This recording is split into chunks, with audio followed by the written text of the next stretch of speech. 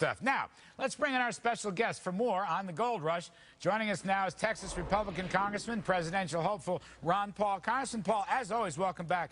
You know, this gold rush continues to explode. And I know from a bunch of reports, you yourself have been a long-time investor in gold. Why is this happening? Right now, what's your take? Why the gold rush? Well, I never think about the price of gold. I always think about the value of the dollar. Traditionally, for thousands of years, the currencies have been measured by gold, the value of gold to the currency. And I got fascinated in 1971 when the last link to gold was severed and we devalued. We went from 35 to 38, and then 2 years later we went up to $42. And that is when I decided there was no limits on spending and that we were introducing a new era into the history of economics because we were issuing paper money and we could spend that around the world. And there's been a lot of fiat currencies throughout history, but never one like we have today. And that's what people are discovering. The financial crisis is discovering this, and this is why they're not coming up with any answers. The bubble was just too big, and they won't allow the bubble to be liquidated and the bad debt liquidated. Is it fair to say that there's more money creating by the Fed and other central banks in Europe and Japan and elsewhere than ever more? Is there a link between the shooting up of gold and all this monetary pump priming, Mr. Paul?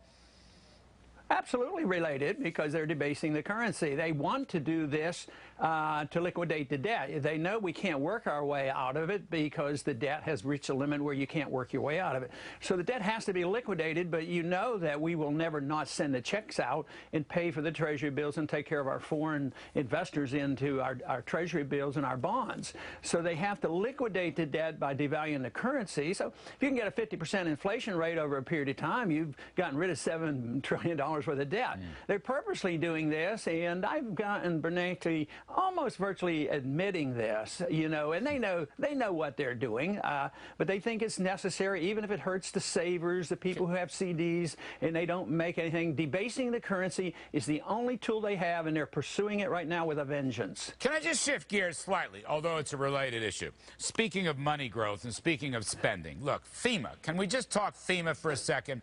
You've got this Hurricane Irene.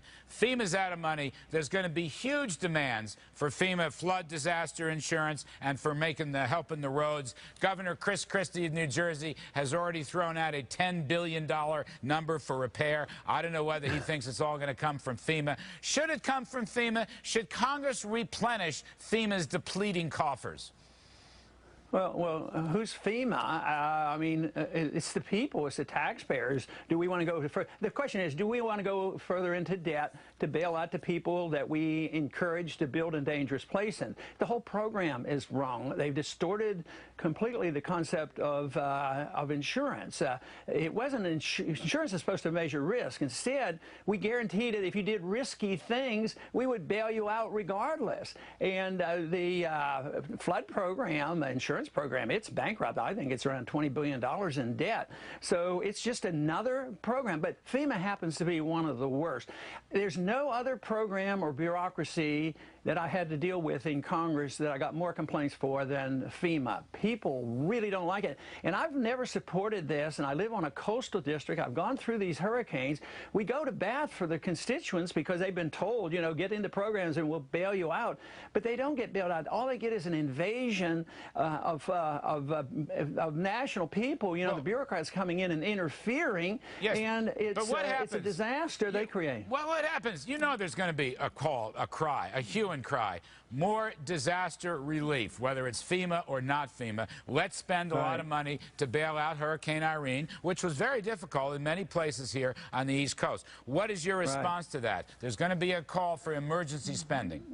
Right. And there's one way I would actually vote for it, and I proposed this when the hurricanes hit Texas. I said, I'm not going to vote for it because there's no money and it's a bad program. But if you cut $1 billion or $2 billion out of a program overseas that just gets us into trouble, put half of it toward a deficit, I will vote to put the other half into a domestic program that needs to be saved. So if they have this crisis and we could cut $1 billion out of our debt and spend $1 billion here or whatever, do it. But we just can't keep printing the money and running up the debt. That's how we got in this trouble. So I have refused to do that ever since 1971, since I've been in Congress. All So right. I'm not likely to change my opinion on that. I hear you. Amen. Congressman Ron Paul, thank you very much, sir, as always. A programming note for tomorrow night, by the way, a very